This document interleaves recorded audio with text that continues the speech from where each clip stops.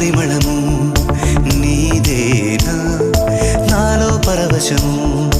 నిజమేనా బొండు మల్లి పువ్వు కన్నా తేలికగు నీ సోకు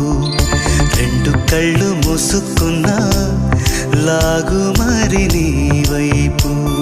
సొగసును చూసి పాడగాయలా కనులకు మాట రాదుగా అలా వింతల్లోనూ కొత్త వింత నువ్వేనా